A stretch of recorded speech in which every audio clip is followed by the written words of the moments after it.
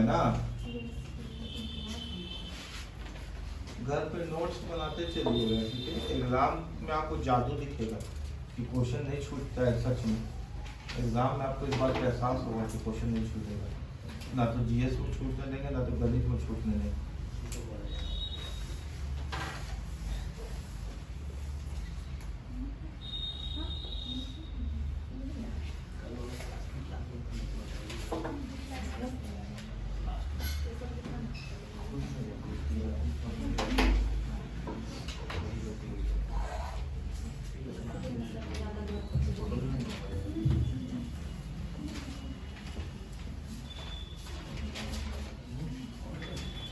कौन सा चैप्टर पढ़ रहे हैं हम लोग? ठीक है, साधारण ब्याज।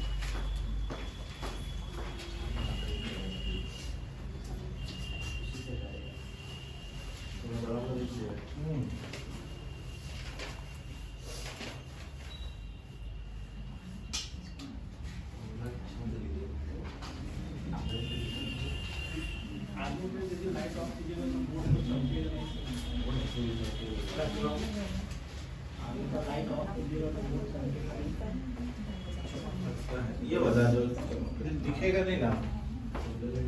बोर्ड बहुत ज्यादा चमक रहा है क्या? ठीक है ना, ठीक है, शुरू कर दो तो दिया। ठीक है, तो हम लोग कौन सा चैप्टर पढ़ रहे हैं आज? हम लोग साधारण ब्याज का सिंपल इंटरेस्ट। ठीक है, तो आप सबसे पहले हेडिंग लगा लीजिएगा, सिंपल इंटरेस्ट, साधारण ब्याज। ठीक है, साधारण ब्याज शुरू करने से पहले कुछ टर्म्स है जो बार बार आपको हर एक क्वेश्चन के अंदर दिखेंगे। वो सारे टर्म्स के बारे में हम लोग चर्चा कर लेते हैं। सबसे पहले आपको दिखेगा प्रिंसिपल। क्या दिखेगा आपको? प्रिंसिपल। इसी को हिंदी में हम लोग कहते हैं मूलधन। ये वो पैसा होता है जो बाजार में लगाया जाता है ब्याज कमाने के लिए, है ना। ये वो पैसा होता है जो निवेश किया जाता है, इन्वेस्ट किया जाता है, ताकि आपको कुछ पैसा से पैसा मिलता है। ठीक है, तो बाजार में लगाए या निवेश किए गए पैसा को मूलधन कहते हैं।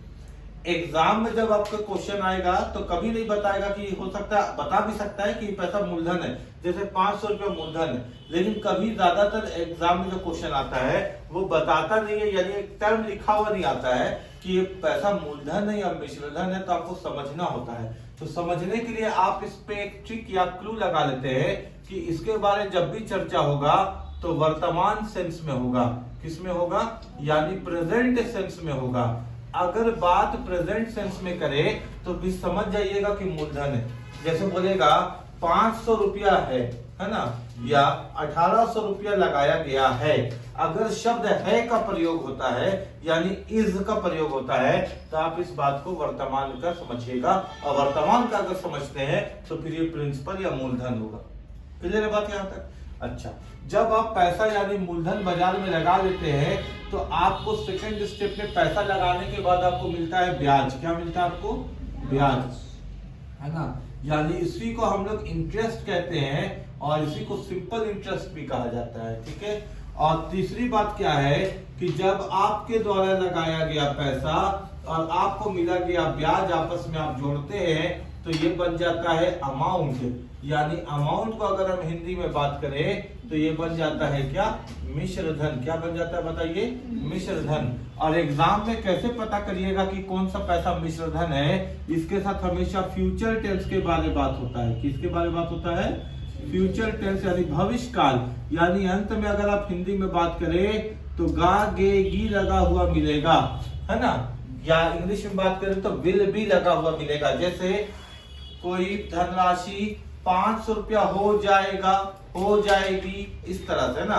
तो अगर हो जाएगा या हो जाएगी या बन जाएगा या बन जाएगी लिखा हुआ रहे तो फ्यूचर टेंस के बारे में बात हो रहा है, तो ऐसे पैसे को अमाउंट यानी मिश्रधन कहते हैं। बात समझ में आ गया क्या? जो पैसा हम बाजार में लगाते हैं वो मूलधन है। जो बाजार में लगाने के बाद हमको पैसा मिलता है वो ब्याज है, और जब हम मूलधन में ब्याज को जोड़ देते हैं तो मिश्रधन मिल जाता है। मूलधन को परीक्षा में ऐसे पहचानेंगे कि मूलधन के बारे में पैसा जब भी बात होगा तो वर्तमान टेंस में बात होगा, यानी पैसा है तो प्रिंसिपल। अब बोलेगा पैसा हो जाएगा, पैसा बन जाएगा, पैसा बन जाएगी, पैसा हो जाएगी। अगर गा के गी का लगा के दे दिया तो फिर मिश्रधन यानी अमाउंट है, बिल भी लगा के दीजिए तो बोलिए बात समझ में आ रही है क्या? पैसा जो बढ़ता है वो अंदाजी नहीं बढ़ता, यानी अगर प्रिंसिपल से अमाउंट बनना है तो अपने मन से नहीं बनेगा, उसके लिए लगता है रेट। क्या लगता है बताइए? उसके लिए लगता है रेट, है ना। और रेट हमेशा प्रतिशत पे होता है, और रेट हमेशा काम करता है किसके साथ भाई? तो टाइम के साथ। ठीक है बात यहाँ तक? रेट हमेशा किसके साथ काम करता है? तो टाइम के साथ। तो ये कुछ टर्म्स आपको इस चैप्टर के अंदर देखने को मिलता है। मूलधन, ब्याज, मिश्र धन, दर की प्रतिशत और समय। बात समझ में आ रहा है क्या? अगर हम इंग्लिश में बात करें, लिखने की आवश्यकता नहीं है, अभी तो बस हम आपको बता रहे हैं। ठीक है, principal, SI, amount, rate, percentage and time, ये आपको देखने को मिलता है। क्लियर है बात यहाँ तक? ठीक है। अब इसके अंदर एक फॉर्मूला लगता है इन सबसे बनाते हुए। अगर हम बात करें तो एक फॉर्मूला का प्रयोग हम लोग करते हैं जो हम लोग क्लास 7-8 से पढ़ते आए हैं, और वो फॉर्मूला हम लोग जानते हैं। वो फॉर्मूला क्या लगता है? वो फॉर्मूला लगता है साधारण ब्याज का, सिंपल इंटरेस्ट का। वो फॉर्मूला होता है P into R into T by 100, और इसी P से प्रिंसिपल होता है यानी मूलधन, और R से रेट होता है यानी दर, और रेट के साथ जो परसेंटेज था ना वही नीचे में 100 बन गया। यानी अगर ये 100 दिख रहा है तो वो दर की प्रतिशत का ही 100 दिख रहा है, और T से फिर क्या हो गया बोलो? टाइम। ठीक है, ये पहला पॉइंट हो गया। कभी कभी क्या होता है कि आपको साधारण ब्याज ना निकालते हुए आपसे पूछ दे कि बताइए इस क्वेश्चन का मूलधन क्या है, इस क्वेश्चन का प्रिंसिपल क्या है। तो कुछ भी पूछ दे, प्रिंसिपल पूछ दे या रेट पूछ दे या टाइम पूछ दे, ऊपर हमेशा लिखिएगा ब्याज गुने 100। क्या लिखिएगा? ब्याज गुने 100, है ना। ये कहां से आया? तो एसआई से 100 क्रॉस मल्टीप्लाई हो गया। अच्छा, पी तो निकालना है, तो बचा कौन?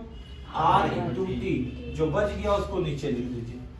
तीसरा पॉइंट आपसे इंपॉर्टेंट क्या है? पी तो निकाल दिए, पूछ सकता है कि रेट बताइए, रेट कितना होगा, है ना। कुछ भी पूछे ऊपर में लिखिएगा ब्याज गुने 100। अगर रेट निकालना है तो बचा कौन? P इंटू टी, इसको नीचे लिख दीजिए। ठीक है, उसके बाद आपसे क्या पूछ सकता है निकालने के लिए बताइए? आपसे टाइम पूछ सकता है, समय। कुछ भी पूछे ऊपर लिखिएगा ब्याज गुने 100, और टी अगर निकालना है तो नीचे क्या लिखिएगा? P into R. ठीक है, अब यहाँ पे अगर टाइम के बारे में बात हो रही है तो टाइम के बारे में कुछ इंपॉर्टेंट बात हम लोग कर लेते हैं कि समय हमेशा ईयर में होना चाहिए, प्रति वर्ष होना चाहिए। ठीक है, जो टाइम है ना, नोट करके एक बात हम लोग जरूर लिखेंगे कि टाइम जो है हमेशा इसको ईयर में ही होना चाहिए, ईयर में होना चाहिए। किस में होना चाहिए? ईयर में। तो बहुत बार क्या है कि समय को वो ईयर में, वर्ष में, साल में नहीं देगा। अगर एग्जाम में आप देखते हैं कि जो टाइम है आपको माह में दे दिया, किस में दे दिया? महीना में। 3 महीना, 4 महीना, 5 महीना, तो एक साल में जितना महीना होता है आप उसे डिवाइड कर देते हैं ताकि ये वापस से ईयर में ही कन्वर्ट हो जाए। जैसा कि आपने सीखा कि समय हमेशा ईयर में होना चाहिए। कभी कभी आप देखिएगा परीक्षा में वो टाइम को क्या करेगा कि दिनों में दे देगा, 15 दिन, 20 दिन, ए दिन, 20 दिन, कितना भी दिन दे देगा। तो एक साल में जितना दिन होता है यानी 365, आप उसे डिवाइड करते हैं कि वापस जो समय है वो वर्ष में, ईयर में आ जाए। बोलिए कोई दिक्कत वाली बात तो नहीं? समझ में आ रहा बात यहाँ तक आपको? तो आपने क्या देखा कि इसमें कुछ 4 सूत्र का काम हो रहा है ना। सबसे पहले साधारण ब्याज P into R into T by 100। अगर हम लोग चाहे तो इसी एक सूत्र से ही सारा का सारा क्वेश्चन बन जाएगा, क्योंकि इसी को तो आगे पीछे करके सबको दिखा दिया। कोई नया सूत्र नहीं है ना, कोई नया सूत्र नहीं है। टाइम के ऊपर विशेष ध्यान रखेंगे कि टाइम हमेशा साल में होना चाहिए। अगर महीना में दे दिया तो 12 से भाग करके साल बना लेंगे, और अगर दिन में दे दिया तो 365 से डिवाइड करके साल बना लेंगे। क्लियर है क्या? तो आप इसको नोट डाउन कर लीजिए। एक और बात बता देते हैं कि जो मूलधन है ना, प्रिंसिपल यानी मूलधन इज ऑलवेज 100%। जो मूलधन है वो हमेशा 100% होगा। यानी मूलधन का प्रतिशत पूछा जाए तो कितना होगा? 100% होगा। इसको नोट कर लीजिएगा।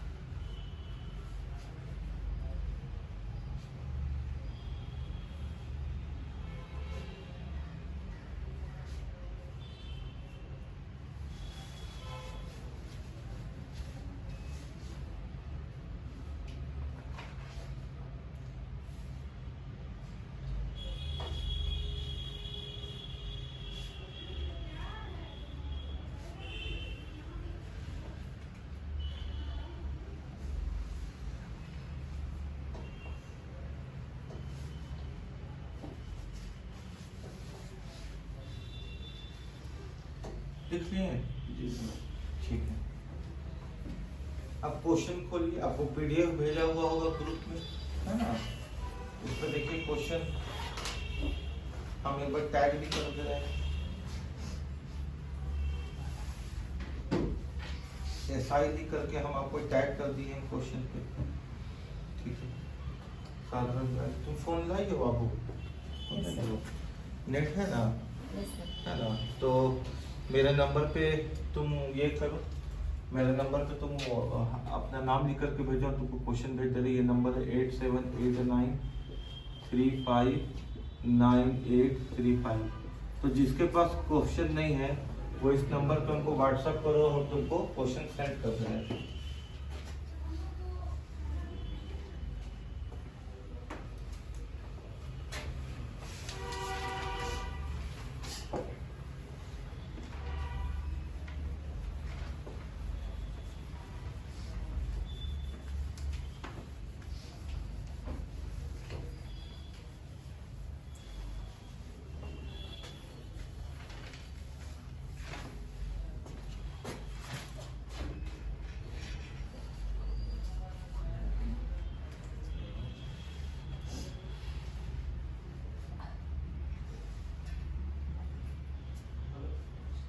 क्वेश्चन सब कोई खोल लिया क्या?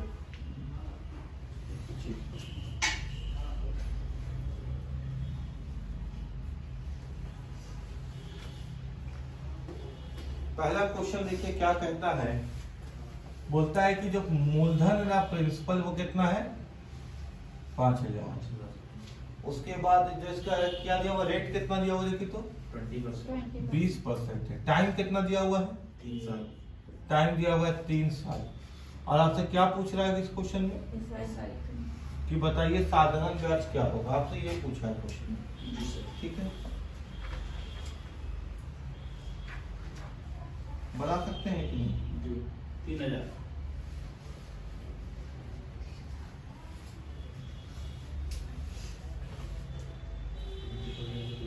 क्वेश्चन आ गया संजीता? देखो बेटा क्या पूछ रहा है क्वेश्चन में, यहाँ देखो तो SI सिंपल इंटरेस्ट निकालने का एक बच्चा वाला फॉर्मूला होता है P into R into T/100। अच्छा हम तुमको एक बात बता देते हैं, ये क्वेश्चन जिंदगी में एग्जाम में नहीं आएगा। इतना आसान क्वेश्चन अगर एग्जाम में आने लगे ना तो तुम्हारे साथ साथ वो टेबल और कुर्सी भी पास हो जाएगा जिसमें बैठ करके तुम एग्जाम दे रहे हो। तो इतना आसान एग्जाम में क्वेश्चन आने वाला नहीं है। लेकिन शुरुआत कहाँ से किया जाए? शुरुआत तो यहीं से किया जाएगा ना, स्टेप कहाँ से लिया जाए? अगर हम पढ़ा रहे हैं तो पढ़ाते कहाँ से भाई? तो एकदम शुरुआत से ही पढ़ाना पड़ेगा ताकि सबको समझ में आ जाए। बहुत सारा बच्चा होगा जो मैथमेटिकल बैकग्राउंड का नहीं होगा तो उसको भी समझ में आना चाहिए कि साधारण ब्याज कहता क्या है। जब कॉन्सेप्ट बिल्डअप होने लगेगा तो फिर क्वेश्चन के लेवल ऊपर जाएगा, ठीक है। लेकिन शुरुआत यहीं से होगा। तो ये नहीं समझना कि इतना आसान क्वेश्चन एग्जाम में आने वाला है, ये तो क्लास 3 और 4 में भी अब आने वाला नहीं है। तो साधारण ब्याज हमसे पूछा तो क्या लिखे? P into R into T/100। Principal कितना है बताओ? 5,000। रेट कितना है बताओ? 20। और इसी प्रतिशत का नीचे लिख दिया 100। और टाइम कितना है बताओ? 3 साल। तो देखो 20 से कम 20, 20 25 100। अब 5 से काट दिए 5,000 को 1,000 बार में, और 1,000 को जैसे हम 3 से गुना किए ना तो मेरे क्वेश्चन का साधारण ब्याज कितना आ गया? 3,000। बस समझ में आ गया क्या? 3,000। अच्छा ये तो फॉर्मूला से हो गया। तुम सिंपल इंटरेस्ट और कंपाउंड इंटरेस्ट के हर क्वेश्चन को प्रतिशत से भी बना सकते हो। किससे बना सकते हो? प्रतिशत से। जैसे कितना प्रतिशत दिया हुआ देखो? 20%। तो ये 20% को हम 20/100 लिख सकते हैं क्या? 20 से कम 20, 20 25 100। तो याद रखना जो नीचे तुमको दिख रहा है यही प्रिंसिपल है। ये क्या है? प्रिंसिपल। यानी हमेशा तुम फ्रैक्शन को हल करोगे तो नीचे मूलधन आ जाएगा। और ऊपर क्या आ गया भाई? तो ऊपर आ गया 1 साल का ब्याज, यानी SI फॉर 1 ईयर। अगर हम बात करें कि न्यूमरेटर में यानी अंश में क्या आया, तो अंश में आया 1 साल का ब्याज। क्या हम बताना चाह रहे हैं कि साधारण ब्याज को कभी भी हल करना तो फॉर्मूला से कर सकते हो, कोई दिक्कत नहीं। लेकिन जब तुम आगे बढ़ोगे तो तुम देखोगे कि जब क्वेश्चन का लेवल बढ़ेगा तो वहां पे फॉर्मूला काम नहीं करेगा, क्योंकि फॉर्मूला काम वहीं पर करता है जब इन चारों में से 3 डाटा दिया हुआ हो। जैसे 1 2 3 डाटा दिया हुआ है, अगर क्वेश्चन में 3 डाटा नहीं देकर के सिर्फ 2 ही डाटा दे दे तो फॉर्मूला कभी भी काम नहीं करता। अगर फॉर्मूला से काम करेंगे तो फॉर्मूला 2-3 बार प्रयोग करना पड़ेगा, यानी टाइम जाएगा। और हम लोग तैयारी कर रहे हैं प्रतियोगिता परीक्षा का, और प्रतियोगिता परीक्षा में सारा खेल समय का है, तो कुछ समय बचाने के लिए अल्टरनेट मेथड आपके पास होना चाहिए। बात समझ में आ रहा है ना? तो हम लोगों ने यहाँ पे फ्रैक्शन को हल कर दिया। फ्रैक्शन को जब हल किया तो नीचे आया डिनोमिनेटर। डिनोमिनेटर को हमेशा मानेंगे मूलधन और न्यूमरेटर को हमेशा मानेंगे 1 साल का ब्याज। क्लियर है बात यहाँ तक? यानी अगर हम इसको अनुपात में लिखना चाहें तो हम लिख सकते हैं यहाँ पे प्रिंसिपल और साधारण ब्याज यानी एसआई का अनुपात। तो प्रिंसिपल कितना आ गया बोलो? 5।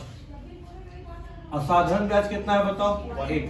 अगर 1 साल का 1 रुपया है, तुम्हारा देखो टाइम कितना है? 3। तो अगर 1 साल में 1 रुपया मिला तो 3 साल में कितना मिल गया होगा साधारण ब्याज? 3 रुपया।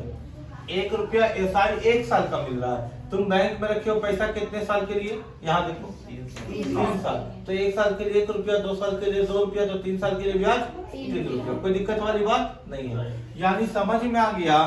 तुम एक बात जानो, अनुपात को जब भी लिखा करो ना x के साथ लिखा करो। x के साथ लिखने से क्या होता है ना, कैलकुलेशन आसान हो जाता है। कैलकुलेशन आसान हो जाता है। तो प्रिंसिपल नीचे बोला 5x और 1 साल का ब्याज 1 रुपया मिला। हम कहे बैंक में 3 साल पैसा छोड़ेंगे तो बैंक बोलेगा 3x दे देंगे। ठीक है। अच्छा, हम लोगों का प्रिंसिपल आया 5x। किताब का प्रिंसिपल कितना है? 5000। यानी 5x जो है हमारा प्रिंसिपल, वो किताब के प्रिंसिपल 5000 के बराबर होगा।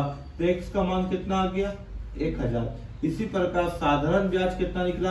3x। और x का मान अगर 1000 है तो साधारण ब्याज कितना निकला? 3000। बात समझ में आ गया क्या? अभी फिलहाल तुमको नया में लगता होगा कि इतना करने का क्या जरूरत है, ये साधारण ब्याज के फॉर्मूला से तो क्वेश्चन बन जाएगा। लेकिन याद रखना कि एग्जाम में ये क्वेश्चन आएगा ही नहीं।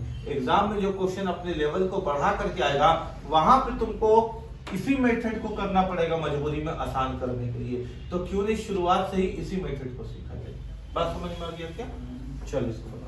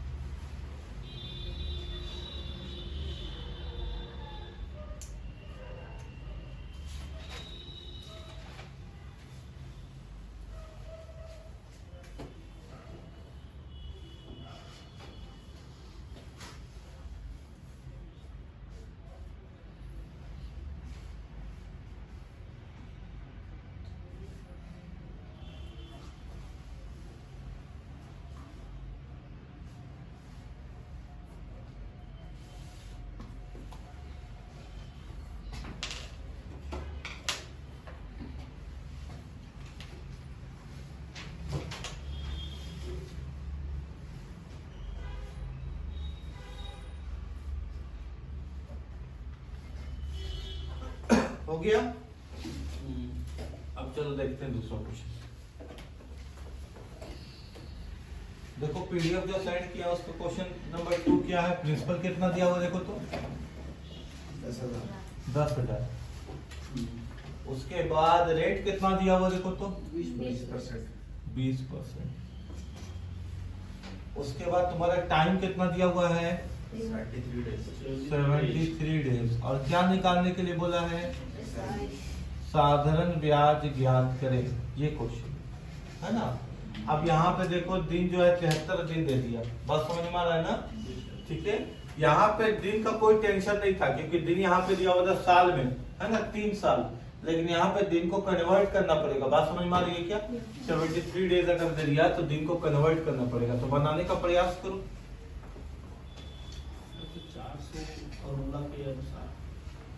दोनों के अनुसार सीखो, रेशियो के अनुसार भी सीखो और फॉर्मूला के अनुसार भी सीखो। चलो देखो यहाँ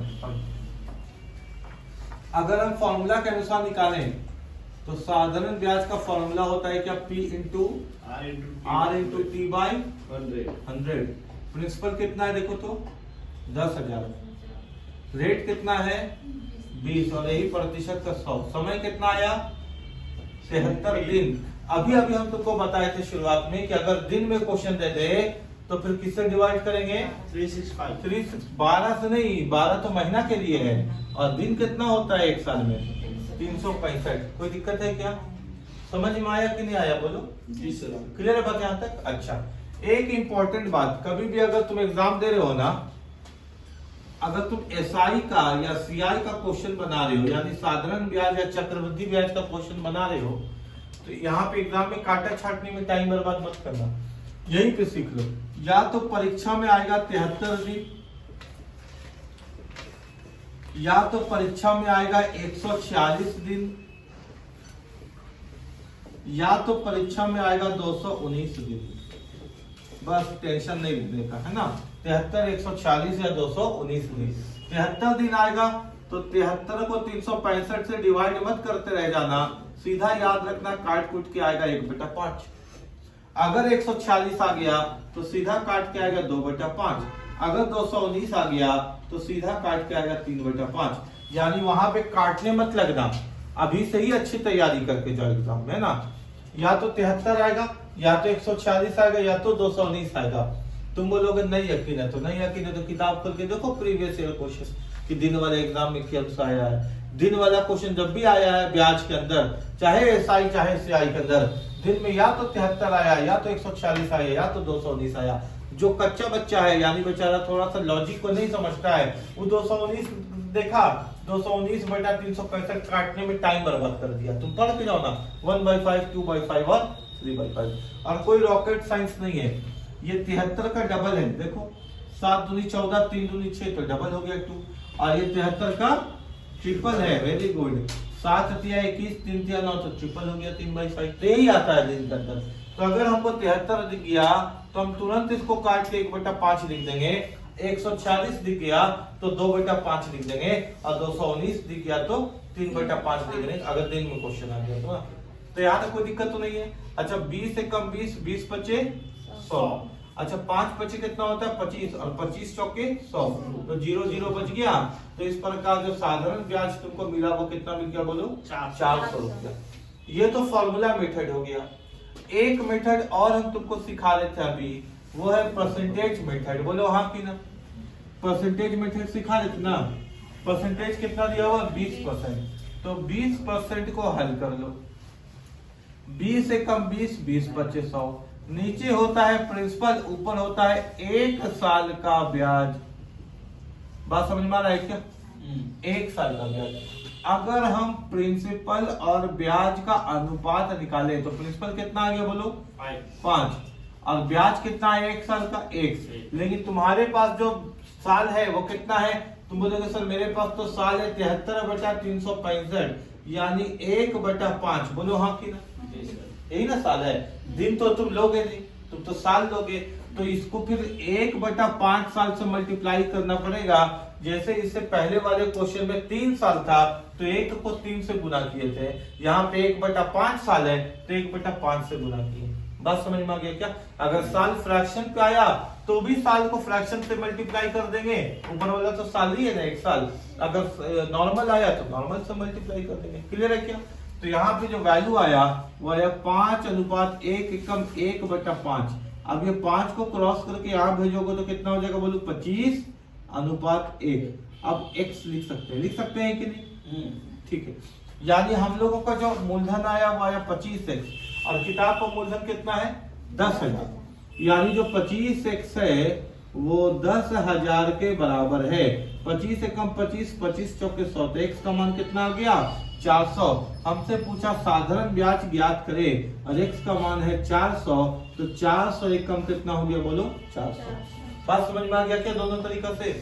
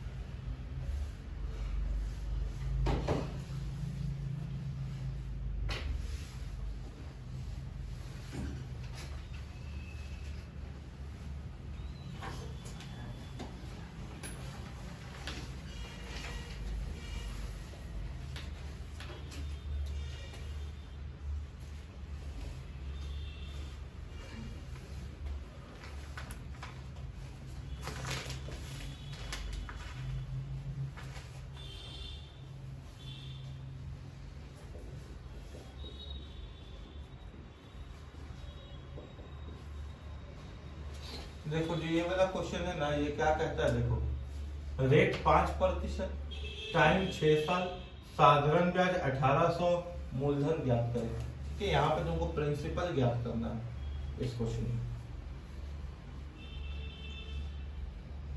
बनाओ।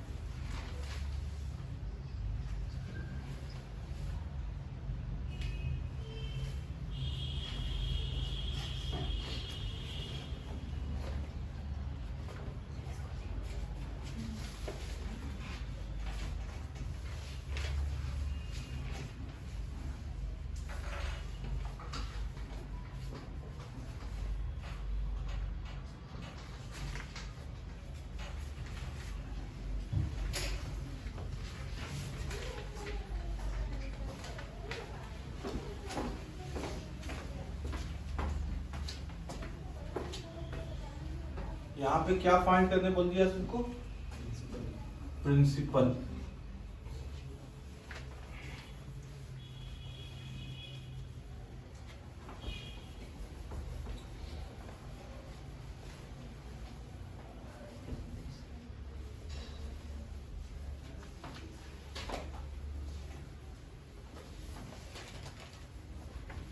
प्रिंसिपल का भी हम लोग फॉर्मूला सीखे थे ना, कि प्रिंसिपल पूछे, रेट पूछे, टाइम पूछे, कुछ भी पूछे तो ऊपर ब्याज गुने 100।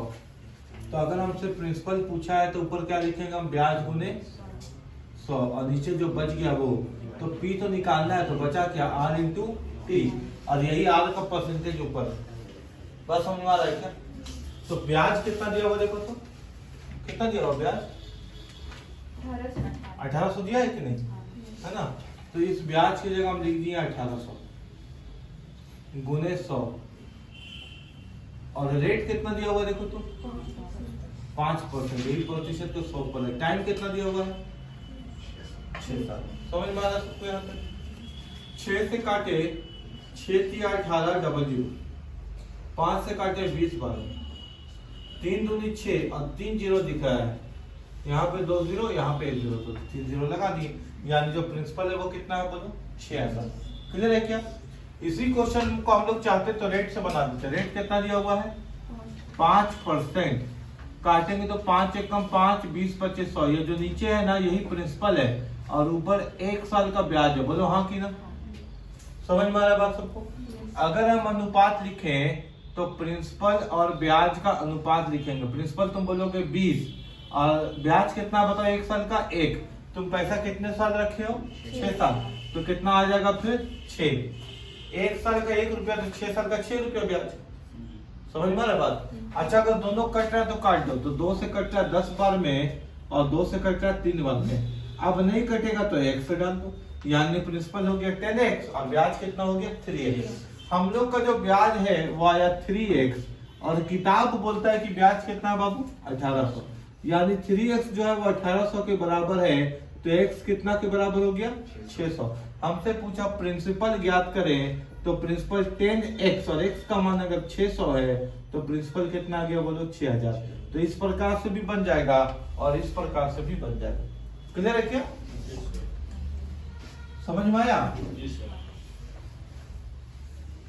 अब बताओ क्या दिक्कत हो रहा था? दिक्कत हो रहा था किसी को? किसी लड़की को अगर प्रॉब्लम होगा तो बताओगे कहाँ पे? पहला मेथड में, दूसरे मेथड में दिक्कत हो रहा है तो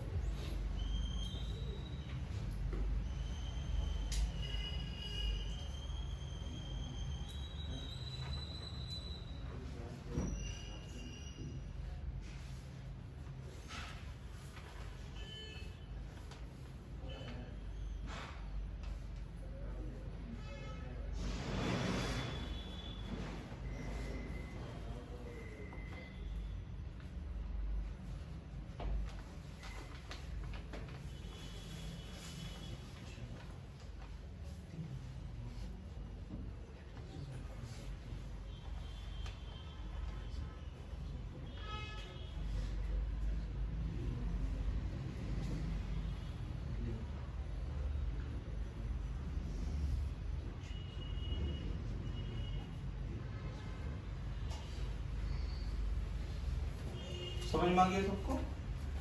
कोई दिक्कत तो नहीं है? अगला क्वेश्चन देखते हैं।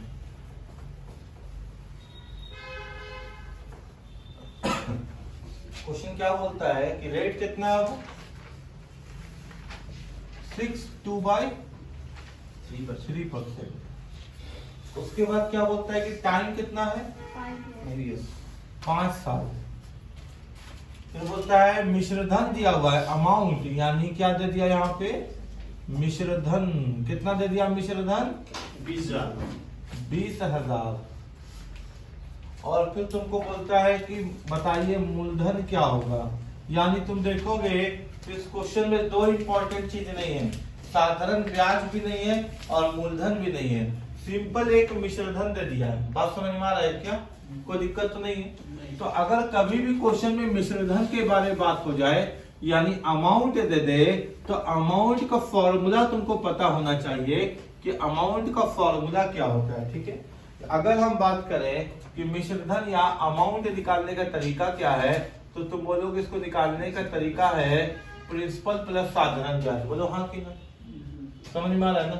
अच्छा, प्रिंसिपल प्लस साधारण ब्याज का मतलब हुआ अमाउंट बराबर लिख सकते हैं कि प्रिंसिपल प्लस साधारण ब्याज P into R into T/100। बोलो ऐसे लिखा जा सकता है कि नहीं भाई? साधारण ब्याज को ऐसे ही तो लिखते हैं P into R into T/100। समझ में आ रहा है बात यहाँ तक? अमाउंट है कितना दिया हुआ देखो तो 20,000, यानी हम अमाउंट यानी मिश्र धन की जगह 20,000 लिख दिए। प्रिंसिपल नहीं मालूम, प्रिंसिपल नहीं मालूम तो नहीं मालूम, और इसको हल किए रेट को तो 6/2/3% को हल करे। देखो नीचे से ऊपर गुना किए तो 3 छक कितना हो गया 18। नीचे से एक बार गुना करते हैं फिर ऊपर वाले को प्लस करते हैं, 3 छक 18, 18 और 2 20, और नीचे जो था उसी को लिख दिए और प्रतिशत का 100 लिख दिए। बोलो बात समझ में आ रहा है? क्या करते हैं यहाँ से आप गुना करते हैं 3 छक 18 और फिर ऊपर वाले को ऐड करते हैं 18 और 2 20 और जो नीचे था लिख दिए प्रतिशत का 100। 20 से कम 20, 20 25 100 यानी कितना है 1/15, 1/15। यानी जो रेट आया मेरा वो आया 1/15। बोलो बात समझ में आ रहा है कि नहीं आ रहा? यानी रेट को जब हम हल किए हैं, यहाँ पे रेट को हम हल किए हैं तो 1/15 आया। जब तुम घर में रिवाइज करोगे ना तो तुमको रिवाइज करने के क्रम पे याद आएगा 100 तुम लिखे ही नहीं सर। इसलिए नहीं लिखे क्योंकि याद रखना 100 तो नीचे कट गया, 100 तो नीचे कट गया है ना। और टाइम कितना दिया हुआ देखो तो 5 साल। क्लियर है सबको यहाँ तक? जी सर। यानी 20,000 रुपया आया is equal to P plus, अच्छा 5 से कम 5, 5 दिया 15, P बन जा P/3। कोई दिक्कत वाली बात नहीं है। यानी 20,000 रुपया यहाँ लिख सकते हैं। और यहाँ अगर एलसीएम लिए, एलसीएम लेने का तरीका वही है, नीचे से मल्टीप्लाई 3 को P से के 3P plus 1P, 3P plus 1P कितना हो गया 4P/3। सामने सामने कटता है 4 5 20, 5,000 बार में कट गया। फिर नीचे नीचे गुना होता है, नीचे से ऊपर गुना होता है तो 3 5 कितना हो गया 15,000। यानी इस क्वेश्चन का जो मूलधन हमको मिला, प्रिंसिपल मिला, वो कितना मिला 15,000। बोलो समझ में आया क्या? कोई दिक्कत तो नहीं है? यानी अगर क्वेश्चन में अमाउंट दे दे तो अमाउंट का फॉर्मूला से ही क्वेश्चन बना लोगे, या फिर जो तुमको अभी अभी हम चर्चा कर रहे थे कि क्वेश्चन को फ्रैक्शन से बनाया जा सकता है। तो 3 छक 18 और 2 कितना हो गया 20/3 और प्रतिशत का 100। 20 से कम 20, 20 25 100 यानी 1/15। अब तुमको मालूम है कि नीचे होता है प्रिंसिपल, ऊपर होता है 1 साल का ब्याज। क्लियर है क्या? कोई दिक्कत तो नहीं है ना? अगर हम यहाँ पे अनुपात लिखे तो प्रिंसिपल और ब्याज का अनुपात क्या लिखेंगे तुम देखो, प्रिंसिपल लिखेंगे 15 और ब्याज लिखेंगे 1। लेकिन ये 5 साल के लिए है तो फिर ब्याज को 5 से गुना करेंगे और यहाँ लिखेंगे 15/5। बोलो बात समझ में आ रहा है क्या? कोई दिक्कत है कि नहीं है? समझ में आ रहा है ना भाई? प्रिंसिपल नीचे वाला 15, 1 साल का 1 रुपया, तो क्वेश्चन में है 5 साल, तो 5 साल का 5 रुपया कटेगा तो काट देंगे। 5 तिया 15, 5 एकम 5, तो प्रिंसिपल और ब्याज का अनुपात कितना आ गया 3:1। क्लियर है क्या? अगर हम एक बात तुमसे पूछे कि बताओ अमाउंट कैसे आएगा तो तुम बोलोगे बहुत आसान है सर, प्रिंसिपल और ब्याज को जोड़ दीजिएगा ना तो अमाउंट आ जाता है। अमाउंट का आने का तरीका ही है मिश्र धन का मूलधन प्लस साधारण ब्याज। यानी मूलधन 3 और ब्याज 1, अगर हम इन दोनों को जोड़ दें तो यहाँ अमाउंट आ जाएगा 4। बात समझ में आ रहा है क्या? और अनुपात किसके साथ लिखते हैं हम लोग? x के साथ। तो मूलधन कितना आया? 3x, ब्याज कितना आया? 1x, और मिश्रधन कितना आया? 4x।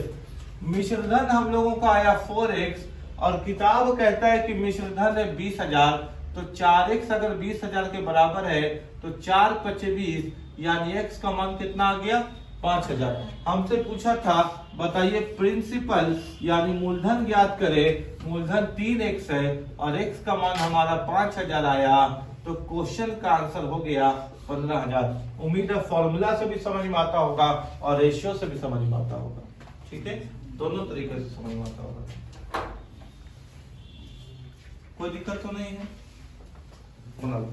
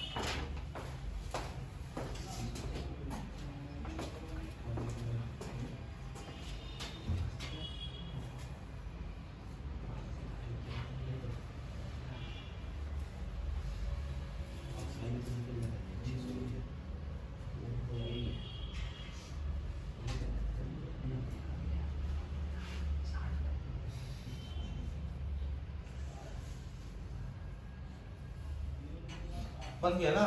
समझ में आ गया क्वेश्चन क्या बोल रहा था?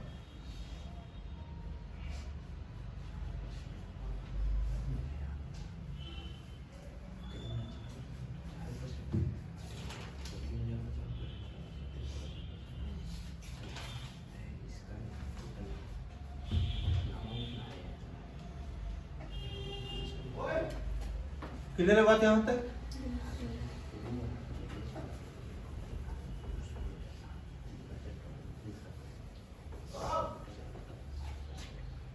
और क्वेश्चन क्या कहता है देखो, बोलता है 8/3% वार्षिक साधारण ब्याज की दर, यानी दर दिया हुआ है, रेट कितना दिया हुआ है?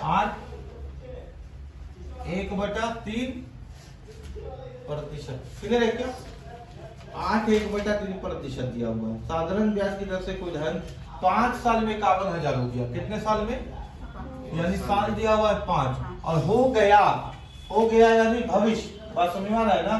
क्या हो गया या हो जाएगा, बात समझ में आ रहा है ना? अगर कोई पैसा बन गया या हो गया, इसका मतलब होता है। और ऐसे भी याद रखना, साल बीत गया, साल बीतने के बाद जब भी पैसा बन जाएगा तो अमाउंट होगा। तो कितना हो गया अमाउंट बताओ?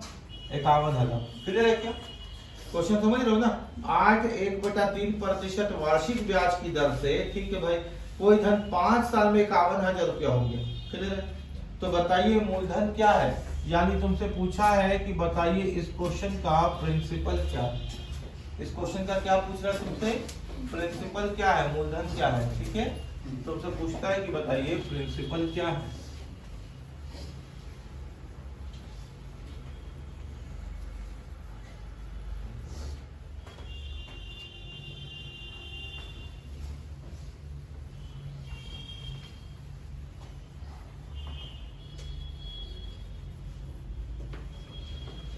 अब देखो यहाँ पे अमाउंट दिया हुआ है कि नहीं दिया हुआ क्वेश्चन में?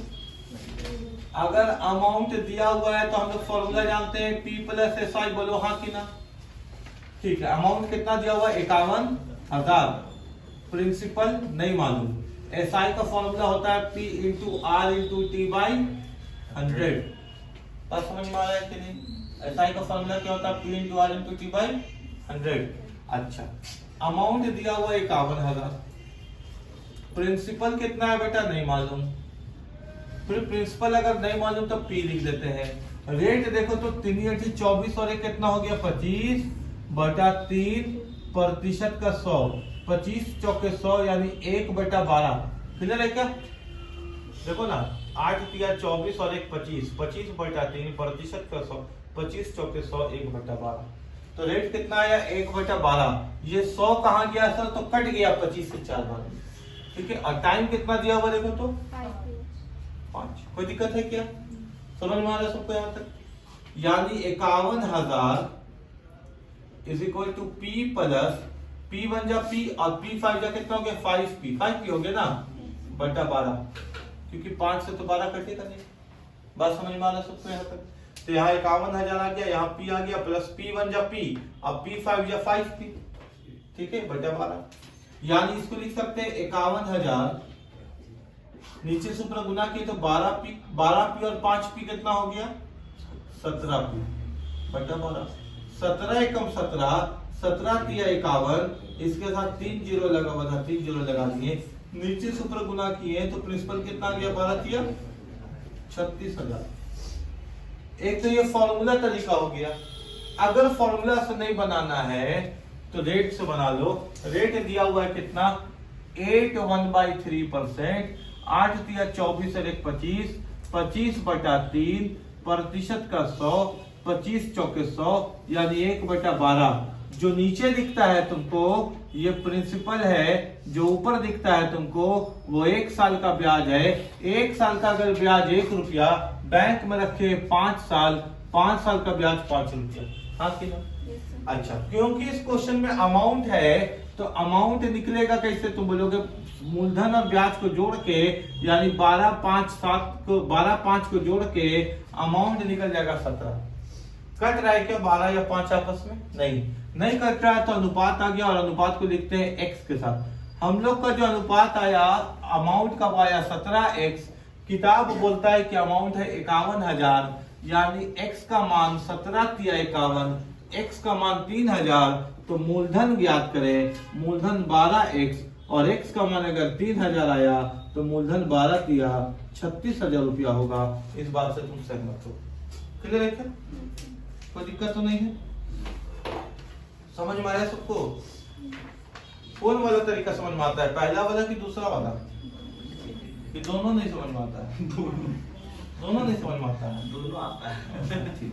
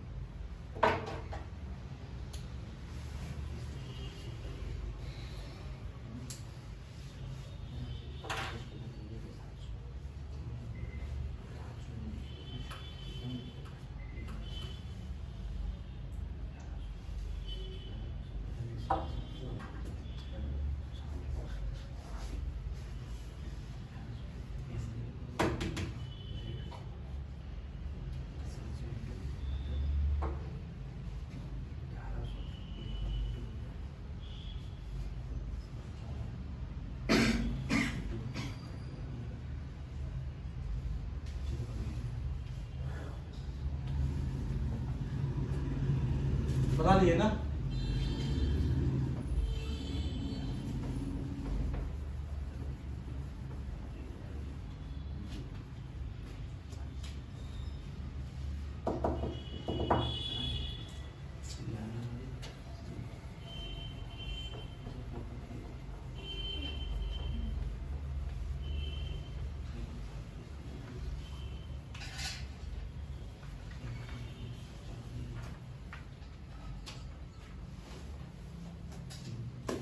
बन गया।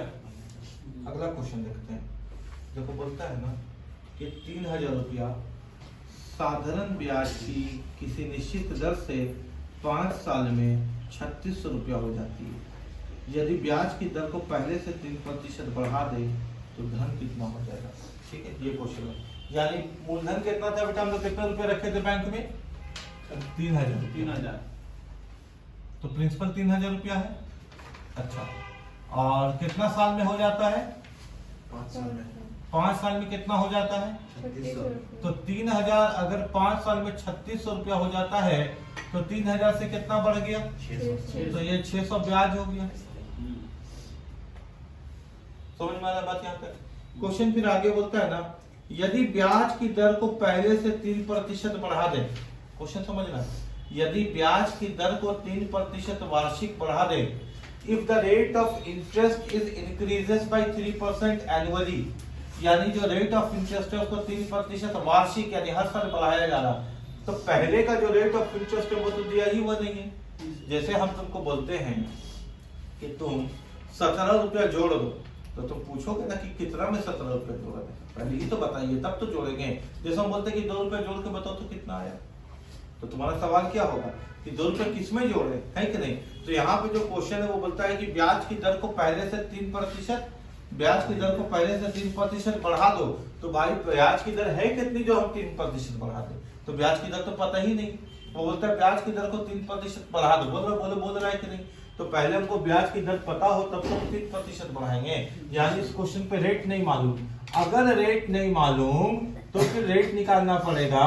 और रेट निकालने का फॉर्मूला हम लोग ताजा सीखे थे, ऊपर में ब्याज गुना 100 और नीचे में जो बच गया वो रेट निकालना, तो P into T बच गया। तो ब्याज कितना है, देखो तो ब्याज कितना आ रहा है 3600 बन गया, तो ब्याज कितना आ गया 600 इंटू 100।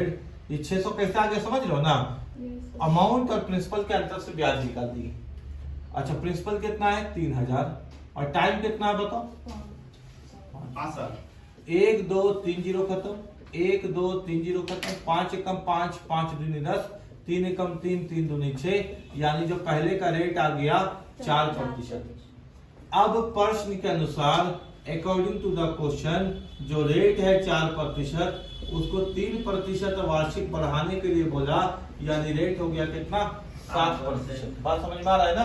अब बोलता है कि अगर रेट को 3% बढ़ा दे तो धन कितना हो जाएगा, यानी अमाउंट पूछ दिया। यानी क्या पूछ दिया, अमाउंट पूछ दिया। बोलो बात समझ में आ रहा है कि नहीं। यानी जब हमसे पूछ दिया धन कितना हो जाएगा, और जब भी सवाल में गा गे गी लगा हुआ हो, या इंग्लिश में देखो तो विल लगा हुआ होगा, विल लगा हुआ है क्या, how much will that money become. अगर हिंदी में गा गे गी या इंग्लिश में विल लगा हुआ है तो वो अमाउंट पूछ रहा है, यानी 7% की दर से अमाउंट कितना हो जाएगा, ये क्वेश्चन है।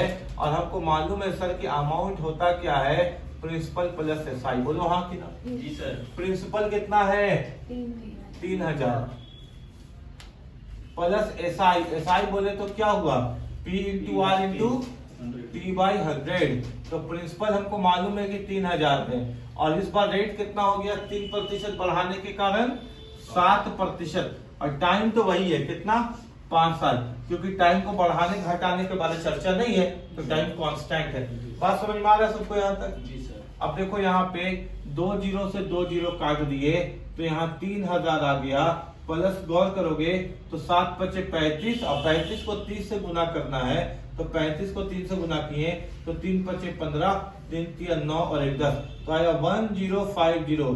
तो 3000 में 1050 जोड़ेंगे तो आंसर आ जाएगा अमाउंट का कितना 4050। बोलो बात समझ में आया क्या, कितना आ गया 4050। बोर्ड पे ध्यान दोगे हर बच्चा। क्या था क्वेश्चन की, मूलधन कितना था मेरा 3000, 5 साल में पैसा कितना हो जाता है 3600। तो हमको अगर प्रिंसिपल भी मालूम है अमाउंट भी मालूम है तो इन दोनों का अंतर से ब्याज निकल जाएगा। क्वेश्चन बोलता है कि रेट को 3% बढ़ा दीजिए, तो भाई रेट मालूम हो तब तो हम 3% बढ़ाएं। जैसे हम तुमको बोलते हैं ना कि 2 रुपया बढ़ा दो, तो तुम बोलोगे कितना रुपया में बढ़ाएंगे ये तो बताइए पहले, तो रेट पहले निकालना पड़ता, रेट दिया हुआ नहीं था। रेट निकालने का फॉर्मूला होता है SI into 100 और P into T। SI के जगह लिख दिए SI, 100 के जगह लिख दिए 100, प्रिंसिपल के जगह लिख दिए 3000 और टाइम के लिए लिख दिए 5। जब इसको काट कूट के लाए तो निकला कितना 4%, यानी पहले का रेट हमको पता चल गया कितना था 4%। अब प्रश्न के अनुसार according to the question rate को पहले से 3% बढ़ा दिया गया, तो रेट कितना हो गया 7%। अब हमसे बोलता है कि 7% जब रेट हो गया तो बताइए मिश्रधन क्या होगा, अमाउंट क्या होगा। अमाउंट निकालने का जो तरीका होता है वो होता है मूलधन प्लस ब्याज। मूलधन 3000, ब्याज निकालने का जो तरीका होता है वो होता है P into R into T by 100। P के जगह 3000 लिख दिए, रेट बढ़ा हुआ रेट लिख दिए 7%। टाइम के बारे में कोई चर्चा नहीं है, यानी पुराना ही टाइम लिख दिए 5। कैलकुलेट करके आ गया 4050 रुपया। इसी क्वेश्चन को एक और तरीके से हम तुमको बताना चाहते हैं, बात को समझना। एक आदमी 3000 रुपया रखा बैंक में, कितना रखा बेटा 3000 रुपया, और बैंक उसको 5 साल के बाद कितना दे देता। ये क्वेश्चन बताया है कि कोई मूलधन 5 साल के बाद 3600 रुपया हो जाती है, ये क्वेश्चन बता रहा। बोलो हाँ कि ना। यानी अगर सब कुछ इसी तरह से रहता, कुछ भी परिवर्तन नहीं होता, तो हम 3000 रुपया रखते हैं, 5 साल के बाद बैंक जाते हैं और 3600 रुपया ले आते। बात समझ में आ रहा है ना। लेकिन बैंक से हमको आ गया फोन, अब बैंक फोन करके बोला कि सर आप पैसा कितना रखे हैं बैंक में, तो हम बोले 3000 रुपया रखे हैं। तो बोला आपके लिए खुशखबरी है कि आपको 3% ज्यादा रेट ऑफ इंटरेस्ट मिलेगा, यानी जो ब्याज आपको मिलेगा अब 3% ज्यादा मिलेगा। हम बोले अच्छा 3000 में हमको 3% ज्यादा ब्याज मिलेगा, और हम रखे पैसा 5 साल के लिए, यानी ये 3% हमको 5 साल मिलेगा। रेट ऑफ इंटरेस्ट तो हर साल मिलता है, और ऐसे भी क्वेश्चन देख रहे हो ब्याज की दर वार्षिक बढ़ जाती है हर वर्ष, और हम पैसा रखे कितने साल के लिए 5 साल का। कितना रुपए रखे 3000, और हमको रेट ऑफ इंटरेस्ट और कितना मिलेगा ज्यादा 3%, कितने साल के लिए 5 साल के लिए। तो हम बोले कि अच्छा इसका मतलब ये हुआ 3 × 9, 9 × 5 = 45, हमको 450 रुपया और मिलेगा। 3600 तो मिल ही रहा था, हमको 450 रुपया और मिलेगा, यानी इस बार जो अमाउंट मिलेगा वो मिलेगा कितना 4050, और यही मेरे क्वेश्चन का आंसर होगा। बात समझ में आ गया क्या। तो हम इस क्वेश्चन को ऐसे भी बना सकते हैं, इस क्वेश्चन को ऐसे भी बना सकते हैं, दोनों तरीके से समझ में आया। ठीक।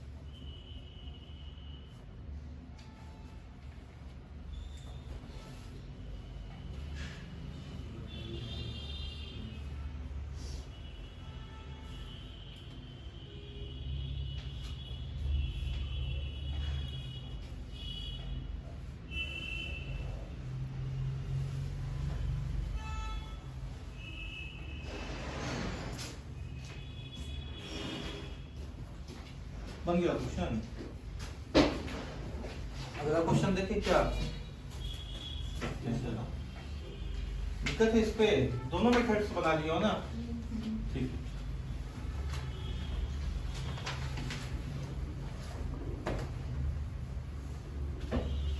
अगला क्वेश्चन क्या बोलता है देखते हैं, ठीक है।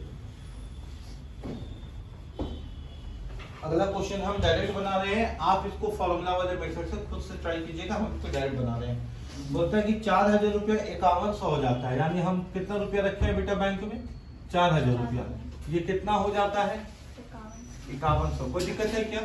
4000 रुपया 5100 हो जाता है कितने साल में? 5 साल में।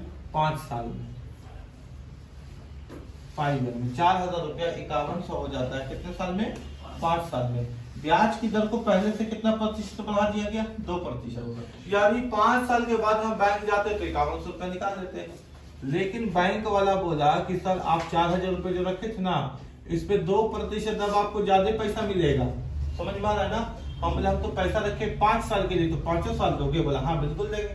रेट ऑफ इंटरेस्ट तो हर साल आपको मिलता है, तो 0 0 खत्म, 0 0 खत्म, 4 दूनी 8 और 8 बचे 40, यानी 400 रुपया हमको ज्यादा मिलेगा। 5100 तो मिल ही रहा था, 400 रुपया ज्यादा मिल गया, तो हमको जो पैसा मिलेगा वो कितना मिलेगा? 5500। कोई दिक्कत वाली बात तो नहीं है। उम्मीद है कि यहाँ तक समझ में आया होगा। इसके बाद टाइप चेंज होगा, टाइप अगर चेंज होगा तो अगले क्लास में इसको करेंगे, ठीक है। यहाँ तक समझ में आ गया ना? जो बच्चे आज नए हैं या जो मैम से नहीं मिले हैं, एक बार लिख लीजिएगा ना।